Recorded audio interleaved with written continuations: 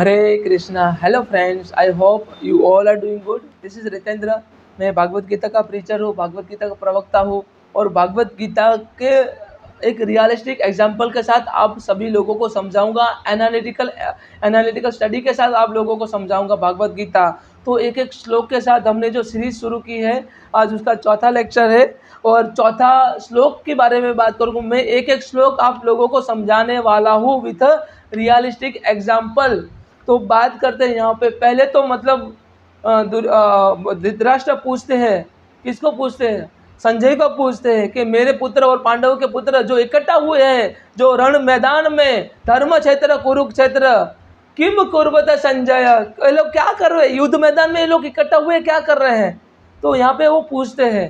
उसके बाद संजय आंसर देते हैं कि मतलब पांडवों की सेना देखने के बाद दुर्योधन आचार्य गुरु द्रोण को अप्रोच किया, उनसे सलाह मशवरा कर रहे हैं।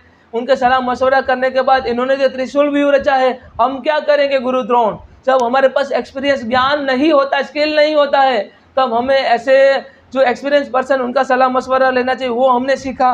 उसके बाद आगे चौथा श्लोक में यहाँ पे कहते हैं अत्र सुरा महेश्वा, अत्र सुरा महेश्वा भीमा अर्जुना युधि, भीमा अर्जुना युधि युवि दानो विराटस्य द्रुपदस्य महारथ, द्रुपदस्य महारथ। इतने महारथी है यहाँ पे खड़े हैं इतने। उसके बाद दुर्योधन पूरी सेना को डिस्क्राइब करते हैं, कितने कितने लोग हैं, कौन कौन से लोग हैं, सबको डिस्क्राइब दुर्योधन यहाँ पे करते हैं।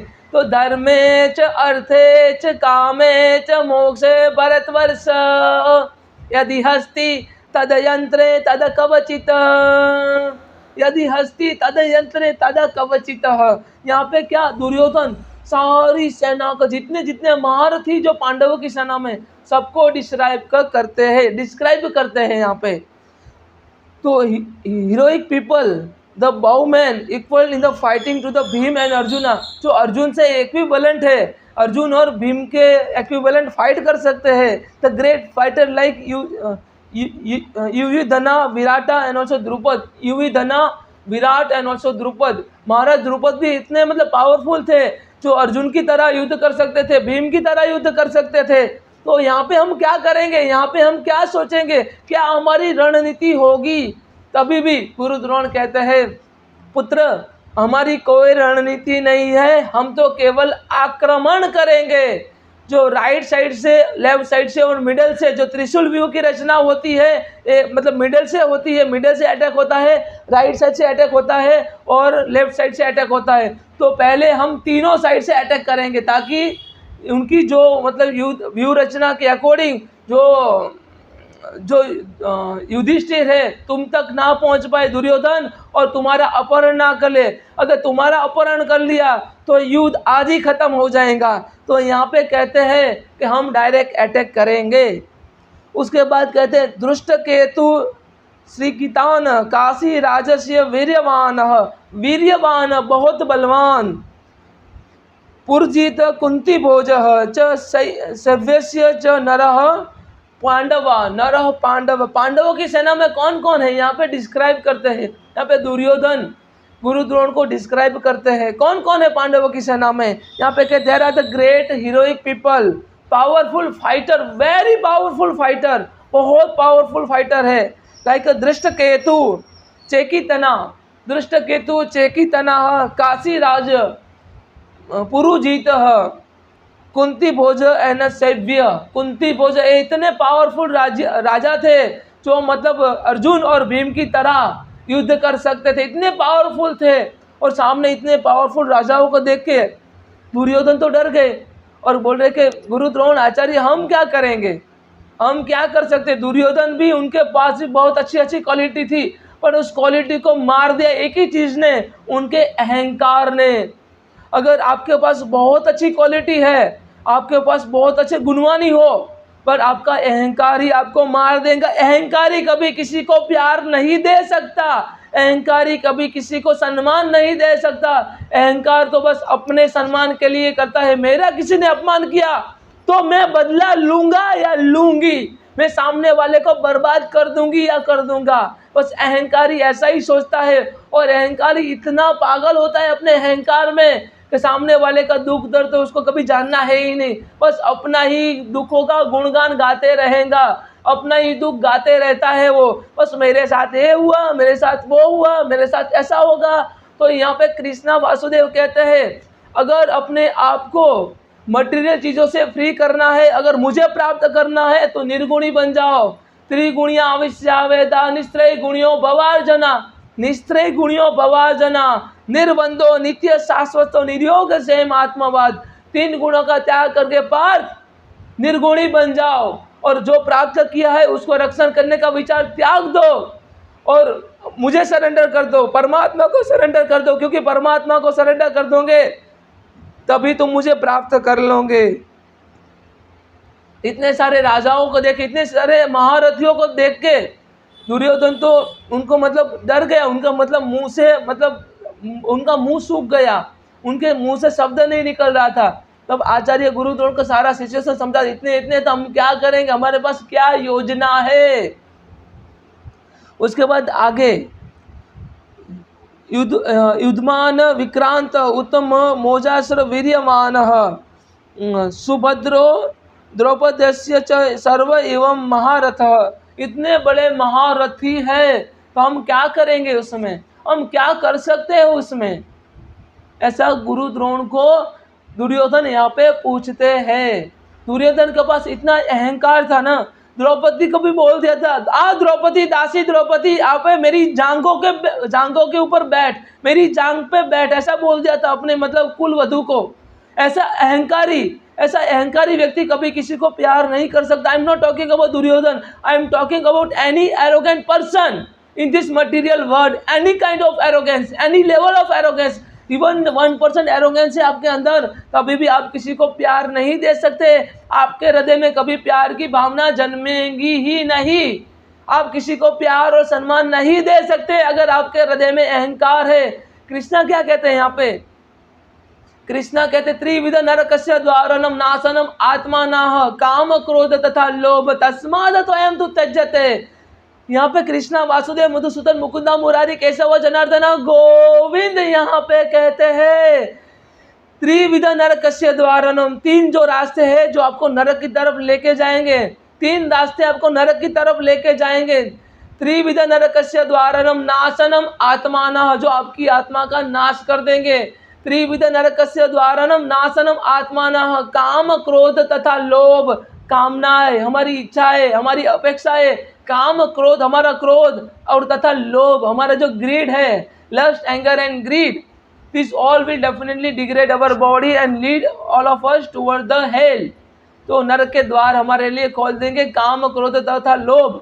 तस्माद त्वयं तु त्यज्यते, इसीलिए अगर तुम्हें नरक में नहीं जाना है पार्थ तो स्वयं इन 3 चीजों का त्याग कर दो, 3 गुणों का त्याग कर दो, काम क्रोध तथा लोभ का त्याग कर दो पार्थ, और निर्गुणी बन जाओ और परमात्मा में अपने आप को समर्पित कर दो। समर्पण ही भक्ति का प्रथम चरण है, समर्पण ही भक्ति का प्रथम चरण है। सांख्य योग से क्या होता है, सांख्य योग से हमें परमात्मा का बारंबार स्मरण करते हैं, और स्मरण करने के अकॉर्डिंग हमें भक्ति का भाव जन्म होता है, तो हम अपने आप को भक्ति योग में एस्टैब्लिश करते हैं। सांख्य योग टू कर्म योग, कर्म योग टू भक्ति योग, और भक्ति योग टू ज्ञान योग, ज्ञान योग से परमात्मा की प्राप्ति होती है पार्थ। और मेरे विश्व रूप का दर्शन करना ही पार्थ वास्तविक ज्ञान है अर्जुन। ये ज्ञान तुम्हें मुक्ति प्रदान करता है, ये ज्ञान तुम्हें वास्तविकता जो है उसको तुम्हें रियलाइजेशन करवाता है पार्थ। इसीलिए निर्गुणी बन जाओ, आत्मज्ञानी बन जाओ, और सब कुछ छोड़ के मेरी शरण में आ जाओ। कृष्णा यहाँ पे कहते हैं सर्वधर्मान परित्यजन्ते मामेकं शरणं व्रजः अहम तम सर्व पापेभ्यो मोक्षयिष्यामि मा शुचः। सभी धर्मों का त्याग करके पार्थ मेरी शरण में आ जाओ, सभी धर्मों का त्याग करके पार्थ मेरी शरण में आ जाओ, मैं तुम्हें तुम्हारे सारे पापों से मुक्त कर दूंगा अर्जुन। मैं तुम्हें तुम्हारे सारे पापों से मुक्त कर दूंगा, वो तुम्हें मोक्ष दिलाऊंगा। तुम डरो मत, केवल मुझे सरेंडर कर दो, मुझे सरेंडर करके तो देखो एक बार, मुझे समर्पण करके तो देखो, मुझे समर्पित कर दो। जो भी काम कर रहे हो, जो भी कर्म कर रहे हो, मेरी भक्ति करो, मेरी पूजा करो, then you will surely reach to me without fail. तुम मुझे प्राप्त कर लोगे, तुम गोलक धाम में आ जाओगे, तुम वैकुंठ में आ जाओगे। और एक बार जो मुझे प्राप्त कर लेता है ना, और कभी भी बार बार जन्म नहीं लेता अर्जुन। एक बार जो हम कृष्णा को प्राप्त कर लेते हैं ना, कृष्णा की शरण में चले जाते हैं ना, तो कृष्णा हमें भव सागर से तार देते हैं। कृष्णा हमें भव सागर से तार देते हैं। कृष्णा यहाँ पे क्या कहते हैं पता है? कृष्णा का मतलब यही है जो हमें अहंकार से, कृष्णा का मतलब क्या है? The meaning of the name of Lord Krishna.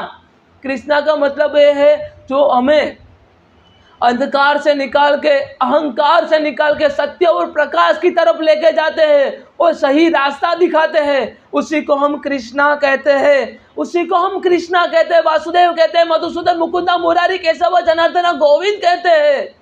तो बोलो गोविंद रणछोड़ राय की जय। हे कृष्णा, हे वासुदेव। यहाँ पे सारा डिस्क्रिप्शन में यही कर रहा हूँ कि इतने बड़े महारथी होने के बाद अगर हमें समझ में नहीं आता जीवन में क्या करना है, ऐसी सिचुएशन आ जाती है, तो हमें सलाह मशवरा यहाँ पे करना चाहिए, हमें सोचना चाहिए, हम मतलब सामना करना चाहिए, दृढ़ के सामना करना चाहिए सिचुएशन का। इतने सारे योद्धा थे। उसके बाद अकस्मात तो विशिष्टाया ते तानि ब्रोध द्रिवजतम नायका मम सैन्यस्य संज्ञा तान्वब्रमीमते। Sorry, I pronounce something wrong. तान्ब्रमवीते। यहाँ पे क्या कहते हैं? ये सभी इंफॉर्मेशन गुरु द्रोण को बताते हैं। उसके बाद बोलते हैं you are the best among the Brahmanas. Guru Drona, आप तो बेस्ट है ब्राह्मणों में। तो let me tell you about the captain who are specially qualified to lead my military force. मेरा जो मिलिट्री फोर्स है वो क्या है क्या नहीं है, वो सारा चीज़ें यहाँ पे बताते हैं। तो उनके बाद क्या कहते हैं? There are personality like you. तो गुरु द्रोण को कहते हैं the personality like you, Bhishma, Karna, Kripa, Ashwatthama, Vikarna, the son of Somadatta, called Bhurishwara, and who are the always victorious in the battle. हमेशा उन्होंने विजेता प्राप्त की है रण मैदान में। रण मैदान में कभी भी वो हारे नहीं है। भीष्म पितामह है, कर्ण है, कृपा है, अश्वत्थामा है, विकर्ण है। जो यहाँ पे पांडवों की सेना की बात कर ली, उसके बाद अब क्या करते हैं? हमारी सेना की बात करूंगा। गुरु द्रोण, अब मैं अपनी सेना पे बात करूंगा। हमारी सेना में क्या है? मतलब पहले तो वो मतलब डर गए कि हमारी सेना में, उनकी सेना में ऐसे ऐसे लोग हैं, पर अब बात करेंगे। चलो, उनकी सेना में ऐसे ऐसे लोग हैं, तो हमारी सेना में कौन है? दुर्योधन यहाँ पे कहते हैं गुरु द्रोण को हमारी सेना में कौन कौन है? तो हमारी सेना में यहाँ पे कहते हैं भीष्म है, यहाँ पे कर्ण है, कृप है, अश्वत्थामा है, विकर्ण है, और सन ऑफ सोमदत्त है, called Bhurishwara, and who always victorious in the battle. जो जिन्होंने हमेशा रण मैदान में फतेह प्राप्त की है, फतेह का झंडा लहराया है, हमेशा विजय पताका लहराया है। तो यहाँ पे वो दुर्योधन अपने आप को कॉन्फिडेंट करने के लिए बोलते हमारे पास भी इतने महारथी है, हम क्यों डरे? अगर तीन लोग अगर दुर्योधन का साथ नहीं देते तो दुर्योधन के अंदर कभी भी हिम्मत नहीं होती युद्ध करने की, महाभारत का युद्ध छेड़ने की कभी हिम्मत नहीं होती अगर तीन लोग उसके पक्ष में नहीं होते। कौन तीन लोग? पहले तो गुरु द्रोण, महारथी कर्ण और महामहिम भीष्म पितामह। अगर ये तीन लोग दुर्योधन के पक्ष में नहीं जुड़ते, नहीं साथ देते, तो कर्ण मतलब दुर्योधन की कभी भी हिम्मत नहीं होती युद्ध करने की। यहाँ पे आगे कहते हैं there are many other heroes who are prepared to lay down their lives for my sake. जो मेरे लिए अपनी जिंदगी कुर्बान करने के लिए तैयार है। दुर्योधन यहाँ पे कहते हैं गुरु द्रोण, जो यहाँ पे और भी बहुत महारथी जो मेरे लिए अपनी जिंदगी कुर्बान करने के लिए तैयार है। All of them are well equipped with different kinds of the weapons. उनके पास अलग अलग वेपन्स है, उनके पास अलग अलग शस्त्र है। And all are experience in the military science. जो मिलिट्री जो युद्ध मैदान में जो युद्ध करने के लिए वो सारे लोग सक्षम है।